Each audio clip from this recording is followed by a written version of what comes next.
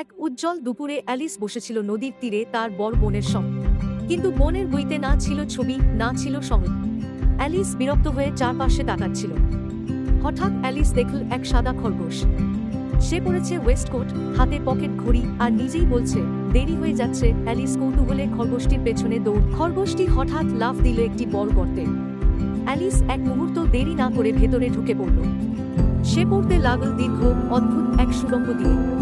চারপাশে বুকশেলফ, আলমারি আর অদ্ভুত ছবিগুলো ভেসে যায়। অবশেষে অ্যালিস পড়ল এক অদ্ভুত হল ঘরে। সেখানে ছিল অনেকগুলো দরজা। টেবিলের ওপর একটি ছোট্ট সোনালী চাবি পেল সে। চাবি দিয়ে খোলা গেল একটি ছোট দরজা, যার ভেতরে দেখা গেল এক অসাধারণ বাগান। কিন্তু সমস্যা হলো অ্যালিস অনেক বড়, তাই ভেতরে যেতে পারল না।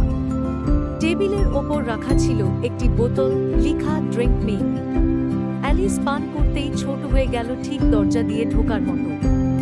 কিন্তু হায়, চাবিটা তো রয়ে গেছে টেবিলের ওপরে।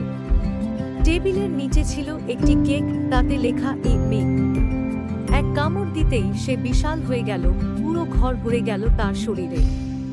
এভাবে ছোট বড় হওয়ার খেলা খেলতে খেলতে অবশেষে ঠিক আকারে এসে বাগানে প্রবেশ করল। বাগানে তার দেখা হলো রহস্যময় চেশার বিড়ালের সঙ্গে। সে হেসে হেসে কথা বলে আর হঠাৎ অদৃশ্য হয়ে যায়। অ্যালিসকে অদ্ভুত সব পরামর্শ দেয়। এরপর অ্যালিস হাজির হলো পাগলা টুপিওয়ালার চা পার্টিতে। সময় যেন থেমে আছে, চারপাশে কেবল বিশৃঙ্খলা। অ্যালিসের দেখা হলো হার্টসের রানীর সঙ্গে। রানী প্রায় চিৎকার করে বলে, ওদের মাথা কেটে দাও। অ্যালিসকে পর্যন্ত তার সঙ্গে অদ্ভুত প্রোকে খেলতে হলো।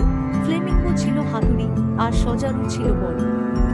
অদ্ভুত আদালতে দাঁড়িয়ে অ্যালিস সাহসের সঙ্গে মিথ্যা অভিযোগের প্রতিবাদ করল।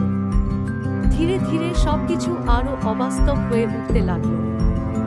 হঠাৎ অ্যালিস বুঝল যেন সে আবার টেনে আনা হচ্ছে বাস্তবে।